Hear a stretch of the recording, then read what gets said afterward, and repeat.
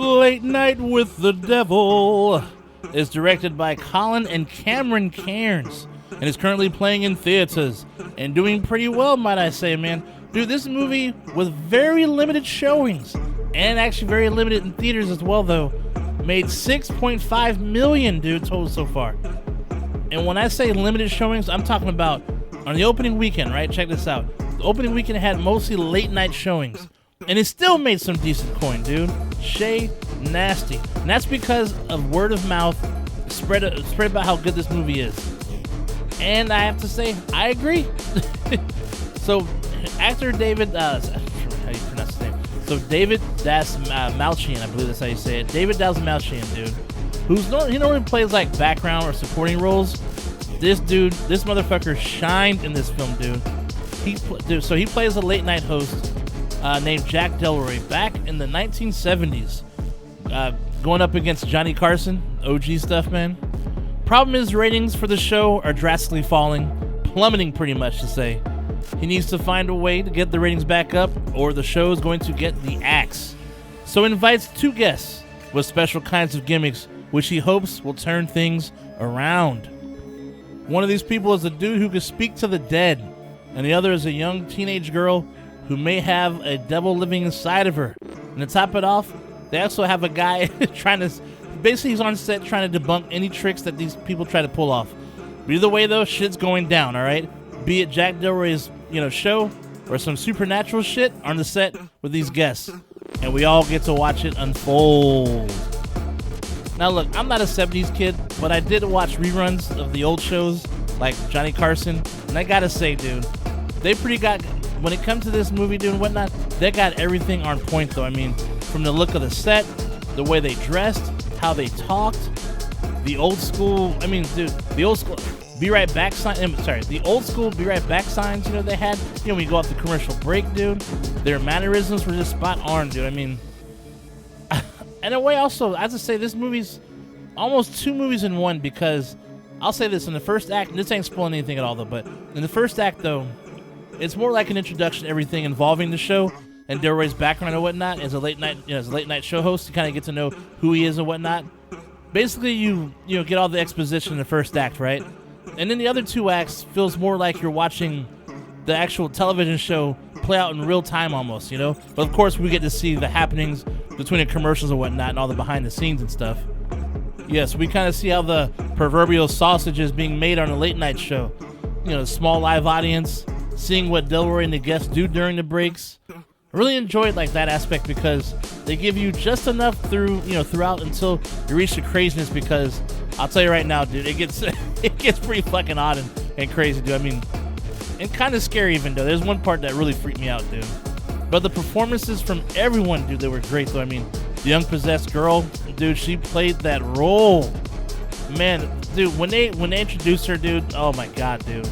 I'll just say this, she exuded creepiness, dude. The way she would just kind of just do these creepy ass stares, dude. That girl was awesome, dude. Hire her and make her put her in more movies, dude. She's awesome.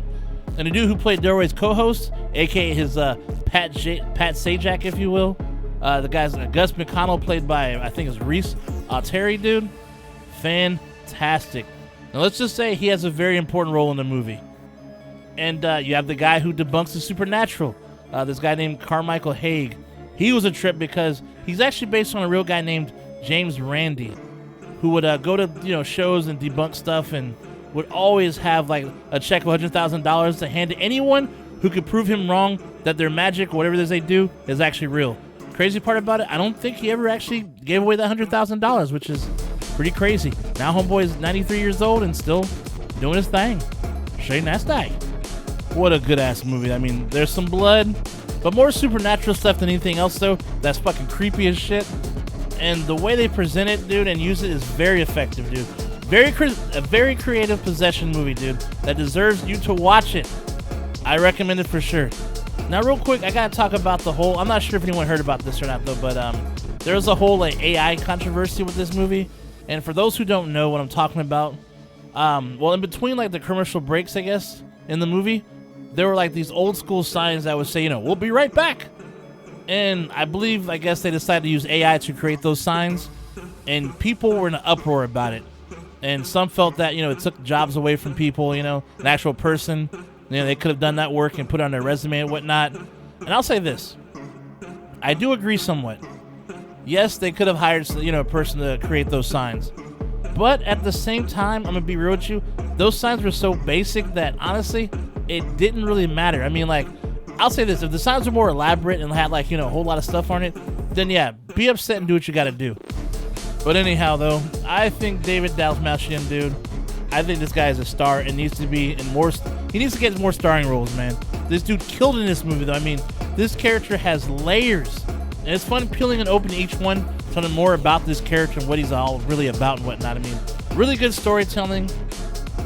You gotta watch it, dude. Enough said. Shay Nasty approved. Blah blah blah. One of my best movies of the year so far. I'm just saying it right now. Enough said. Go watch it now. Watch it.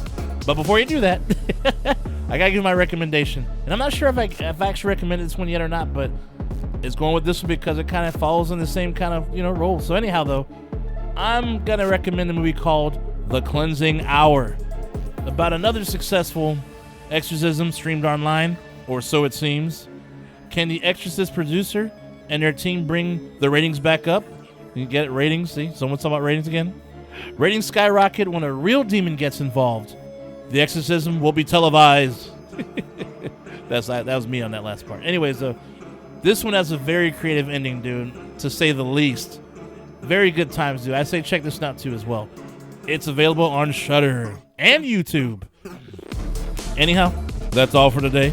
Stay nasty, my friends, and I will see you at the next one. Shay Nasty out. I'll see you soon. Like and subscribe.